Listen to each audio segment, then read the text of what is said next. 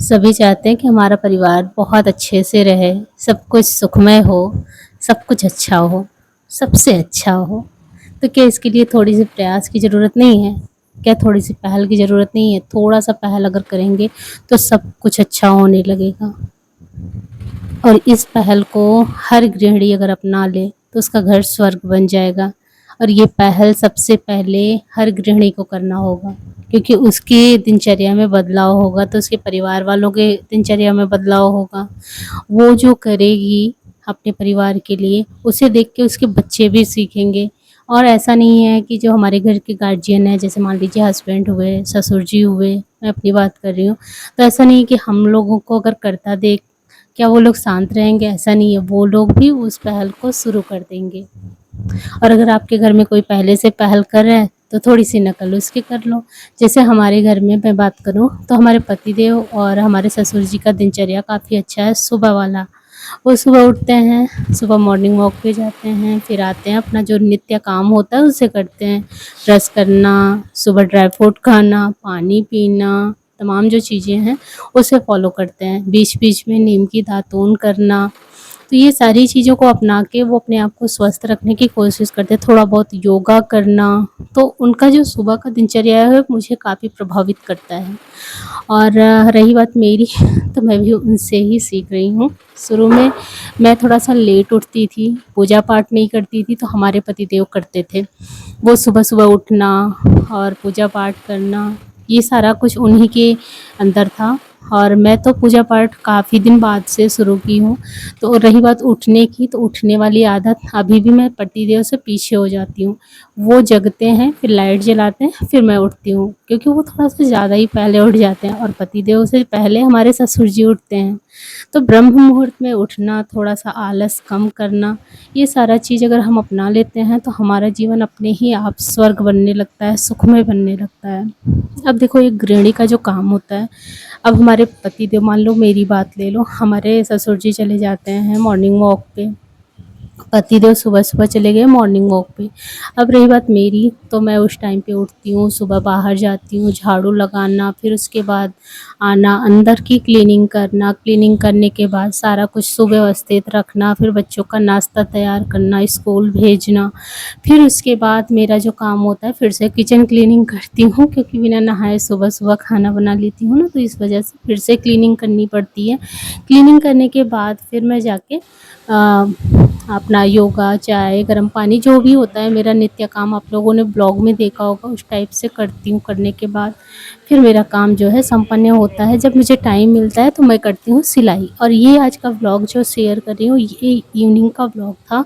तो मैंने इवनिंग से स्टार्ट किया था इस ब्लाउज़ की सिलाई करने, और अभी बज रहे थे रात के 7:30, और उस टाइम पे मेरा जो ब्लाउज़ है वो कंप्लीट तैयार हो चुका था।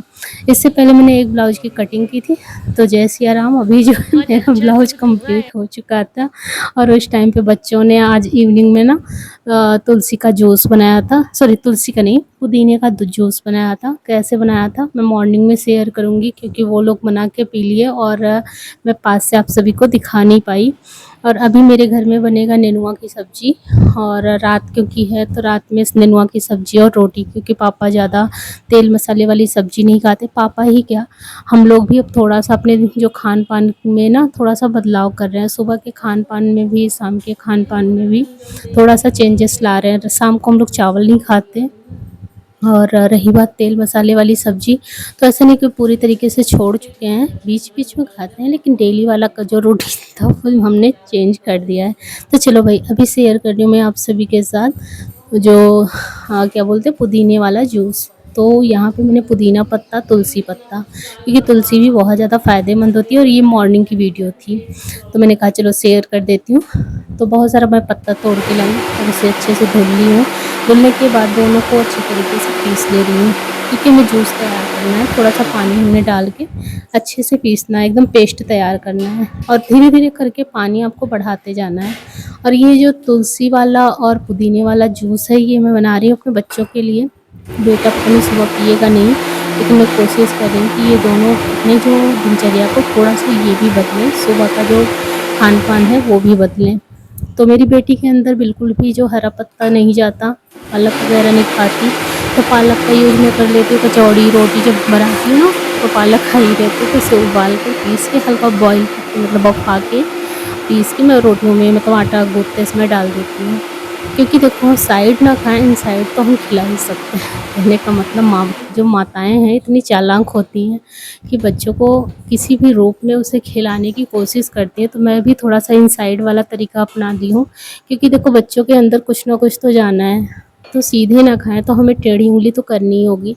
तो अभी यहाँ पे देखो मैंने पुदीने वाला जो जूस है वो मैंने ही बोला था, मैंने कहा आँखों के नीचे डार्क सर्कल है और बाल गिर रहे हैं, तनाव है, तो ये सारा कुछ दूर करता है तुलसी और पुदीने वाला जूस। तो अभी तुलसी और पुदीने वाला जो जूस मैंने तैयार किया था उसे अच्छे से छान रही हूँ। छानने के बाद इसमें मुझे मिलाना है थोड़ा सा काला नमक और नींबू।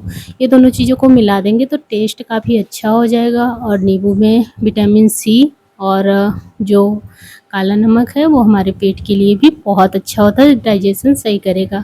तो सारी चीज़ें बहुत ही हेल्दी चीज़ें हैं, और अगर आपके पास अनार है तो इसी में एक आध अनार डाल दीजिए सुबह सुबह, तो बच्चों के लिए बहुत ही अच्छा हो जाएगा ये जूस।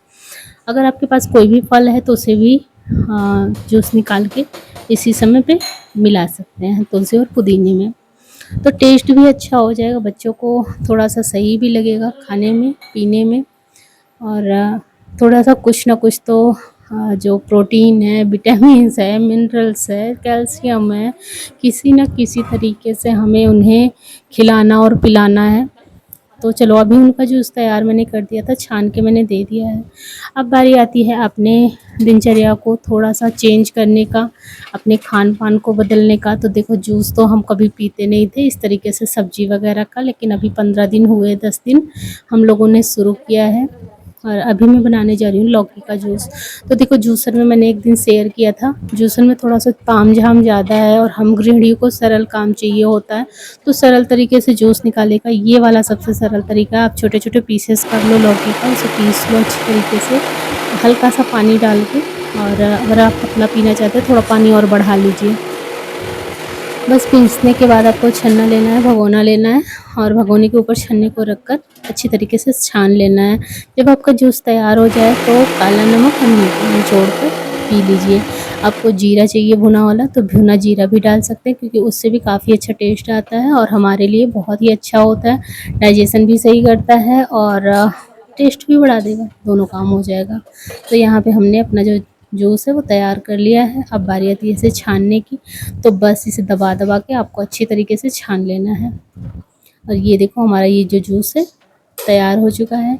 अब इसे गाढ़ा अगर लग रहा है तो आप इस टाइम पे थोड़ा सा पानी ऐड कर सकते हैं, और बहुत ज़्यादा पतला करने की ज़रूरत नहीं है कि वो बहुत ज़्यादा पतला होगा तो भाई ज़्यादा होगा तो ज़्यादा पीना पड़ेगा, और हमें जो तत्व है उतने में ही चाहिए। तो कोई नहीं, हम आधी आधी गिलास बनाते हैं, बड़ी वाली गिलास आधी आधी करके बनाते हैं अपने लिए और हस्बैंड जी के लिए।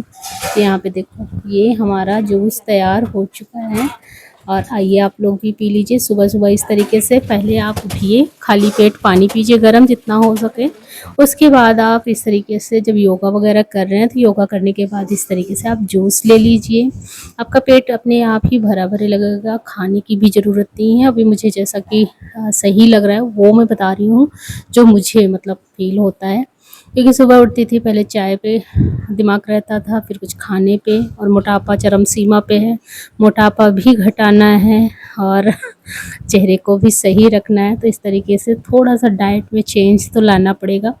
तो अगर आप लोग भी नहीं ला रहे हैं तो थोड़ा थोड़ा प्रयास कीजिए, थोड़ा सा बदलाव, अगर थोड़े से बदलाव से अगर कुछ अच्छा होता है तो बदलाव ज़रूरी है, कोशिश करें थोड़ा सा अपने आप को बदलें, फिट रहेंगे, हेल्दी रहेंगे, और थोड़ा सा मोटापा भी कम होगा। अब मेरा मोटापा देखो कितना कम हुआ कितना नहीं, थोड़ा बहुत तो मुझे लग रहा है, कितना भी ना सही, एक आध 2 किलो तो घटा ही है। अब ये निरंतर इसी तरीके से काम करेंगे ना तो उम्मीद है कि थोड़ा बहुत कंट्रोल हो जाएगा। जब हम प्रयास करते हैं तो ऐसा नहीं है कि उसमें असफलता मिलेगी, प्रयास कर रहे हैं तो उम्मीद है कि सफलता मिलेगी। तो अब यहाँ पे सारा काम मेरा हो चुका था, अब बारी आती है थोड़ी सी साज सज्जा की, और जो भी बिस्तर वगैरह बिखरा था, क्योंकि अभी जूस पी रही थी तो मैंने बिस्तर हटा दिया था यहाँ से थोड़ा, यहाँ पे गिलास रखा था, तो बस यहाँ का बिस्तर मैंने सेट कर दिया है। अंदर की क्लीनिंग लगभग हो ही चुकी है, अब बारी आती है नहाने धोने की, क्योंकि आज जो है पितृ विसर्जन वाला जो काम होगा वो है। हमारे यहाँ जब हम छोटे थे तो बोला जाता है दाई बाबा की विदाई है आज। तो दाई बाबा की विदाई कैसे पारंपरिक तरीके से हर घरों में होता है वो आपने देखा ही होगा। कैसे मैं करती हूँ आगे के ब्लॉग में दिखाऊंगी। तो अभी तो सबसे पहले यहाँ पे बहुत सारे कपड़े धुल चुके थे, इसे निकालना था, मैंने निकाल दिया है। और अभी कुछ कपड़े मुझे वॉशिंग मशीन में और भी डालना है। क्लीनिंग अभी कुछ बाकी है, कुछ हो चुकी है, लेकिन इसके बाद अब मुझे बनाना है खाना। और ये जितने कपड़े हैं इसे दिखाना है धूप। कितना भी हम वॉशिंग मशीन में कपड़े धुल देते हैं, ज़रूरी नहीं कि वो सूख गए हैं, क्योंकि वॉशिंग मशीन के कपड़े आधे सूखे हुए होते हैं। तो छाँव में जब हम सुखाते हैं तो उसमें नमी भी हल्की होती है और कीटाणु भी आ जाते हैं। तो इस वजह से बीच बीच में धूप दिखाना ज़रूरी होता है। और बारिश में वैसे भी गंदी वाली स्मेल आती है, तो नहीं मन करता कि अंदर सुखाएं। जब रात में कपड़े धुलती हूँ तो अंदर फैला देती हूँ, लेकिन दिन में अगर धूप आती है तो उसे धूप ज़रूर दिखाती हूँ। तो बस चलो अभी इन कपड़ों के लेकर चलते हैं छत पे। आप लोगों की साफ़ सफाई कहाँ तक पहुँची, क्योंकि कल से नवरात्रि भी स्टार्ट होने वाली है। तो काफ़ी घरों में कलश स्थापना होती है, काफ़ी घरों में जो है साज सज्जा होती है। अभी मैं कैसे नवरात्रि पूजन करती हूँ वो मैं आप सभी को आगे के ब्लॉग में दिखाती रहूँगी, क्योंकि देखो बहुत ज़्यादा तो नहीं, लेकिन हाँ व्रत वगैरह रहती हूँ, कैसे पूजा पाठ करती हूँ कोशिश करूँगी कि शेयर कर पाऊँ। तो अभी मैंने बीच में ब्लॉग नहीं शेयर मतलब शूट किया था, और मुझे जल्दी जल्दी में खाना बनाना था। और अभी जो भी भोग तैयार हो चुका है उसे मैं लेकर जा रही हूँ छत पे। तो हर साल अच्छे से यहाँ पे नेनुआ की पत्ती, फूल, तमाम चीज़ें आती थी और अगियार वगैरह करती थी। इस बार बस सिंपल पूजा मैं कर रही हूँ। तो यहाँ पे दोनों तरफ मैंने फूल रखा, जल से अच्छी तरीके से यहाँ पे धुल दिया है। और यहाँ पे मैंने थाली जो पितृ देवता के लिए निकाली थी उसे निकाल कर धूप बत्ती जलाई, उनका ध्यान किया कि आइए आप लोग भी भोजन करिए। बस ऐसी ही रही आज की पूजा। आज का वीडियो कैसा लगा कमेंट में